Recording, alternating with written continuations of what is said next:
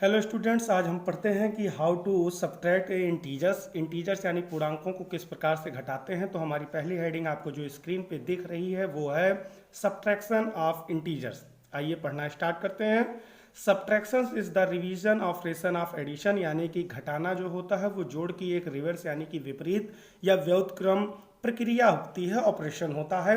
If A and B are two integers, यदि A और B दो अलग अलग पूर्णांक यानी इंटीजर्स हों, then to subtract B from A, तब ऐसी स्थिति में बी को ए में से घटाया जाता है। वी चेंज द साइन, हम सबसे पहला काम करते हैं कि साइन अर्थात चिन्ह को यानी धन चिन्ह को बदल देते हैं, ऋण कर देते हैं ऑफ बी। और किसके चिन्ह को बदलते हैं? बाद में लिखी गई इंटीजर्स, बाद में लिखे गए पूर्णांक यानी संख्या के चिन्ह को बदल देते हैं। एंड ऐड इट इन ए, और फिर उसे हम ए यानी पहली इंटीजर्स पहली संख्या में जोड़ देते हैं। यहाँ पर दिया है एग्जाम्पल के स्वरूप में A minus B is equal to A plus bracket में माइनस बी। यदि मान लीजिए ए माइनस बी आपको कहीं पर दिया गया है तो ऐसी स्थिति में हम उन दोनों के बीच में योगफल करते हैं, लेकिन हमारा जो बाद का इंटीजर्स बी है वो अपने आप में निगेटिव इंटीजर्स हो जाता है। सब्ट्रैक्शन की कुछ प्रॉपर्टीज होती है, मैं चाहूँगा कि वो 6 प्रॉपर्टी, जो सब्ट्रैक्शन की 6 प्रॉपर्टियाँ हैं, उनको आप लोग ध्यान से पढ़िए, समझिए और उसका पूरा थॉरली नॉलेज हो आपको, फिर आगे हम लोग एक्सरसाइज को सॉल्व करेंगे। तो हमारी हेडिंग हो गई प्रॉपर्टीज ऑफ सब्ट्रैक्शंस। यहाँ पर देखिए प्रॉपर्टी नंबर 1 दिया है क्लोजर प्रॉपर्टी। क्लोजर प्रॉपर्टी में आपको बताया गया है if A and B are two integers, यदि ए और बी दो अलग अलग इंटीजर्स यानी पूर्णांक हों, then a minus B is equal to c is also an integer.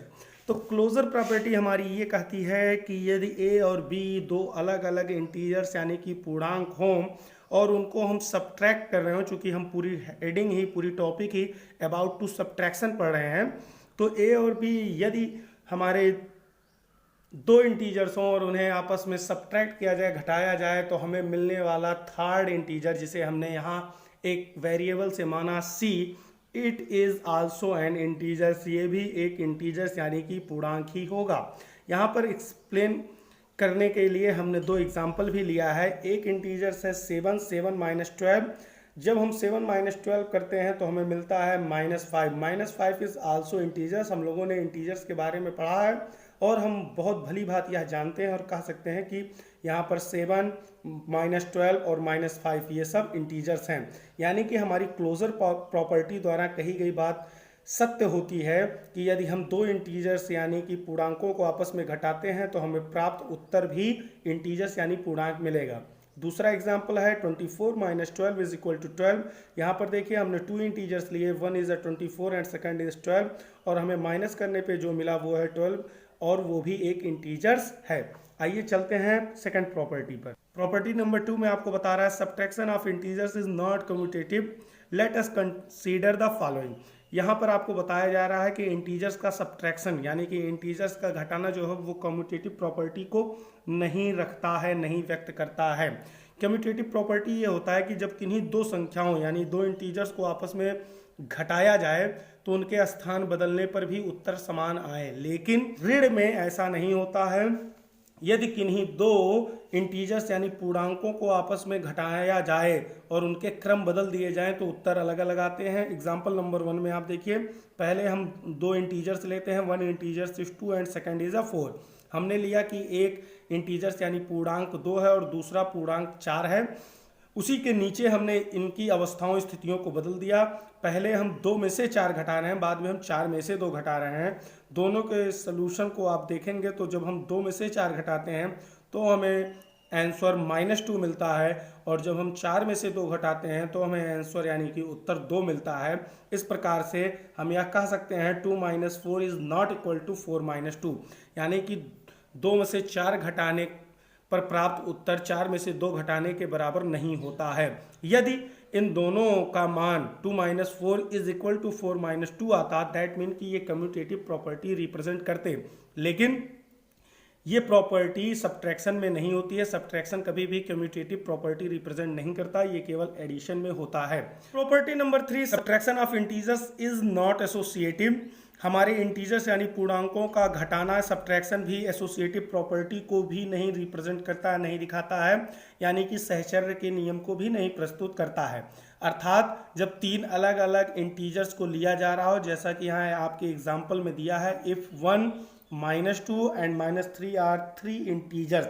यदि मान लीजिए हमने 3 इंटीजर्स लिए, (1) (2) और (3), पहली अवस्था में पहली दो संख्याओं के बीच में आपका करली ब्रेकेट यानी कि मझला कोष्टक लगा हुआ है, अर्थात पहले इन दो अंकों को, इन दो इंटीजर्स को हम हल करते हैं, तत्पश्चात हम (3) से क्रिया कराते हैं। लेकिन वहीं पर दूसरे उदाहरण में देखिए कि एक अकेला है और जो आपका करली ब्रेकेट है वो -2 और -3 के बीच में लगा है, अर्थात हम (2) और (3) के बीच में क्रिया कराते हैं, तत्पश्चात हम 1 से क्रिया करते हैं। पहले 1 और (2) को आपस में घटा करके तत्पश्चात (3) को घटाने पर हमारा उत्तर 6 आता है, जबकि वहीं पहले (2) और (3) को आपस में घटाने पर तत्पश्चात 1 में से आए हुए उत्तर को घटाने पर हमारा उत्तर 0 आता है। इस प्रकार से हम यह कह सकते हैं a - -2 -3 is not equal to a - -2 -3। अर्थात जब कभी भी तीन इंटीजर्स यानी कि पूर्णांकों के आपस में घटाने की प्रक्रिया हो रही हो, तो ऐसी स्थिति में प्रथम दो पूर्णांकों को घटाने के बाद तीसरी संख्या को घटाया जाए और एक तरफ बाद की दो संख्याओं को आपस में घटा करके तत्पश्चात पहली संख्या में से घटाया जाए, इनके उत्तर समान अर्थात बराबर नहीं आते हैं।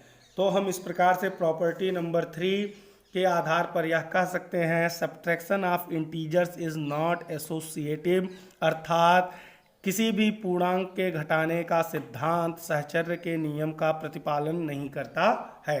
प्रॉपर्टी नंबर 4 पर चलते हैं। Property number 4, zero property. If a is an integers then a - 0 is equal to a and 0 - a is equal to -1। Zero property यानी शून्य की प्रॉपर्टी आपको बता रही है, if a is an integers, मान लीजिए कि a एक कोई पूर्णांक है, then a - 0 is equal to a, यानी कि a - 0 is equal to a and 0 - a is equal to -a का मतलब ये हुआ कि जब कभी भी हम किसी पूर्णांक में से शून्य घटाएंगे तो हमें उत्तर वह पूर्णांक ही मिलेगा, लेकिन जब शून्य में से पूर्णांक घटाएंगे तो हमें उत्तर यह मिलेगा कि पूर्णांक ऋणात्मक हो जाएगा। एग्जाम्पल के तौर पे देखिए, number 1, 5 - 0 is equal to 5, -6 - 0 is equal to -6, but 0 - 42 is equal to -42। जैसे ही हमने शून्य में से किसी संख्या को घटाया, उस संख्या का ऋणात्मक प्रतिलोम अर्थात ऋण पूर्णांक हमें प्राप्त हो गया। नंबर 4 देखिए, 0 - -12 इज इक्वल टू +12। चलिए चलते हैं प्रॉपर्टी नंबर 5 पर। Property number 5, if a is an integers then a - 1 will also be an integers and predecessors of a। यहाँ आपको बताया जा रहा है if a is an integers, मान लीजिए कि a कोई integers यानी पूर्णांक हो, then a - 1, और तब हम क्या कर रहे हो कि उस पूर्णांक में से एक को घटा रहे हो, will also be an integers, तो हमें प्राप्त जो होगा वो भी एक इंटीजर्स यानी कि पूर्णांक होगा, एंड प्रेडिसर्स ऑफ ए, और साथ ही साथ वह ए का प्रेडिसर्स यानी कि पूर्वर्त होगा।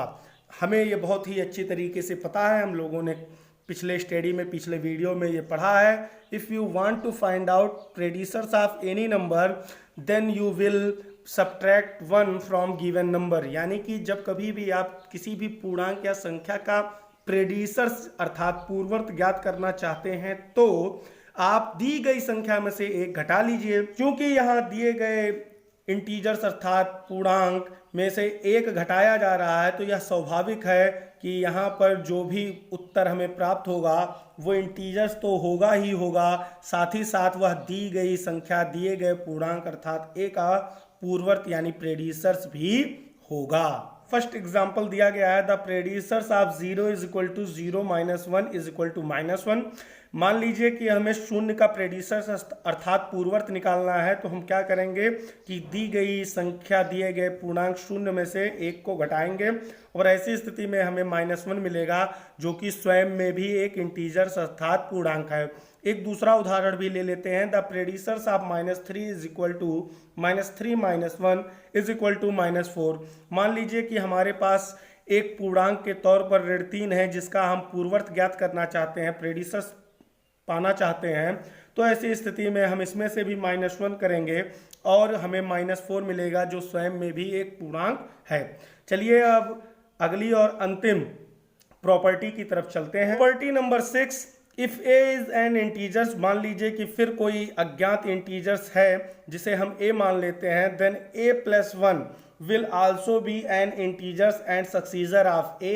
यहाँ पर आपको कह रहा है कि यदि हमने कोई इंटीजर्स अर्थात पूर्णांक ए ले लिया, देन a + 1 यदि हम उसमें एक जोड़ते हैं, will also be an integers, तो हमें प्राप्त संख्या जो होगी वो इंटीजर्स यानी कि पूर्णांक ही मिलेगी। एंड सक्सीजर ऑफ ए, और साथ ही साथ वह ए यानी दी गई संख्या का अपवर्त यानी कि सक्सीजर भी होगी। बिल्कुल सही बात है, क्योंकि हम लोगों ने ये भी पढ़ा है कि how to find out the successor, कि सक्सीजर्स कैसे फाइंड आउट करते हैं। If you want to find out the successor then add 1 in given number. यदि आप चाहते हैं कि किसी संख्या का हमें सक्सीजर मिले, तो आप दी गई संख्या में एक जोड़ दीजिए। आइए एग्जाम्पल देखते हैं। एग्जाम्पल नंबर 1 है, the successor of 0 is equal to 0 + 1 is equal to 1। मान लीजिए कि हमें एक संख्या शून्य है, उसका सक्सीजर फाइंड आउट करना है, तो हम दी गई संख्या में 1 जोड़ लेते हैं और हमें इस प्रकार से जो आंसर 1 मिलता है, ये अपने आप में दी गई संख्या यानी 0 का सक्सीजर भी है और साथ ही साथ ये अपने आप में स्वयं में एक पूर्णांक यानी इंटीजर भी है। एग्जाम्पल नंबर 2 देखिए, द सक्सीजर ऑफ -3। हमने यहाँ एक पूर्णांक लिया जो ऋण 3 है और उसका सक्सीजर हमें फाइंड आउट करना है, तो सॉल्व होगा -3 + 1 यानी हम दी गई संख्या में एक जोड़ेंगे और हमारा सॉल्व आएगा -2। यह -2 दी गई संख्या -3 का सक्सीजर यानी कि अपवर्त भी है और साथ ही साथ में यह स्वयं में भी एक पूर्णांक है। फिर से मैं रिवाइज करा दूं ओरली आपको। प्रॉपर्टी नंबर 1 में हमने सीखा क्लोजर प्रॉपर्टी। क्लोजर प्रॉपर्टी हमें ये बताती है कि यदि किन्हीं दो पूर्णांकों को आपस में घटाया जाए तो उनका शेषफल भी एक पूर्णांक होता है। प्रॉपर्टी नंबर 2 में हमने सीखा कि घटाने की प्रक्रिया में पूर्णांक कभी भी कम्यूटेटिव प्रॉपर्टी को नहीं प्रदर्शित करते हैं, अर्थात क्रम विनिमय के नियम को नहीं प्रदर्शित करते हैं। प्रॉपर्टी नंबर 3 में हमने सीखा कि सब्ट्रैक्शन की प्रक्रिया में यदि हम इंटीजर्स का सब्ट्रैक्शन कर रहे हो तो ऐसी स्थिति में उनमें एसोसिएटिव प्रॉपर्टी नहीं होती, अर्थात कभी भी पूर्णांकों के घटाने में सहचर्य का सिद्धांत लागू नहीं होता। प्रॉपर्टी नंबर 4 में हमने पढ़ा जीरो प्रॉपर्टी। जीरो प्रॉपर्टी ने हमें ये बताया और सिखाया कि यदि किसी पूर्णांक में से हम शून्य को घटाते हैं तो हमें प्राप्त शेषफल वह पूर्णांक स्वयं मिलता है, किंतु इसी के विपरीत जब हम शून्य में से किसी पूर्णांक को घटाते हैं तो हमें उत्तर के रूप में उस पूर्णांक का ऋणात्मक प्रतिलोम मिलता है। प्रॉपर्टी नंबर 5 में हमने सीखा कि यदि किसी पूर्णांक में से एक घटाया जा रहा हो तो प्राप्त उत्तर हमें एक पूर्णांक मिलेगा, साथ ही साथ वह दिए गए संख्या का पूर्वर्त अर्थात प्रेडिसर्स होगा।